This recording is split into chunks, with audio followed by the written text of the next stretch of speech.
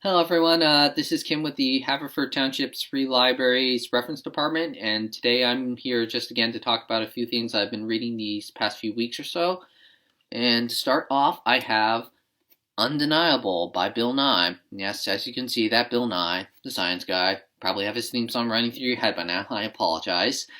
Uh, so the full title of this book is Undeniable: Evolution and the Science of Creation.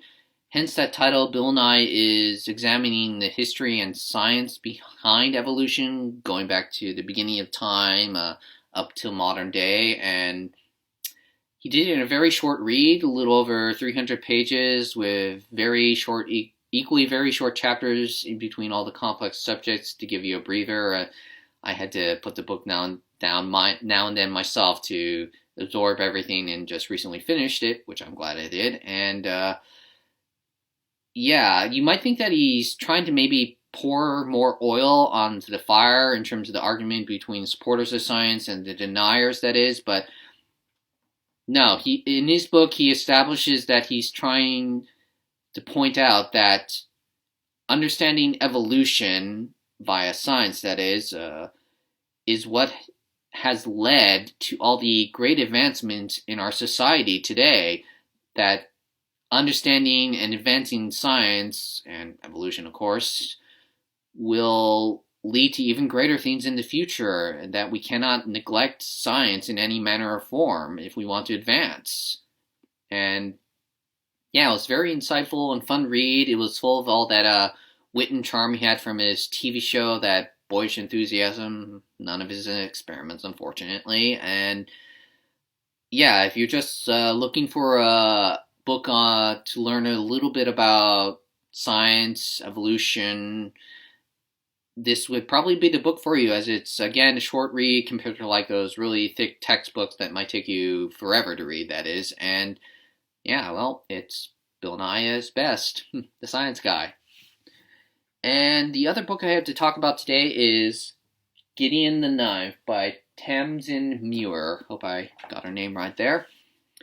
So, basic plot behind this sci-fi fantasy novel I read is that there are 9 prominent houses of necromancers in this fictional world, and one day out of the blue, they are summoned by their lord, king, god of the necromancers, basically, to this decaying old, potentially haunted castle in the middle of space to compete for his number 1 spot. And all the houses are honored except for the main character, Gideon, who would rather just be lazing about somewhere, anywhere, reading her dirty magazines, not fighting in this competition for the necromancer honor, that is. And yeah, that's the basic plot, but what made it a very fun, interesting read was that you can consider it a cross between the movie Clue, in terms of it being a sort of the characters being caught up in a whodunit plot.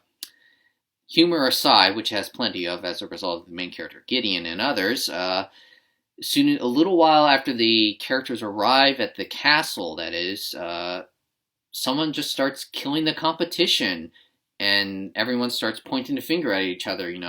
Who done it, basically.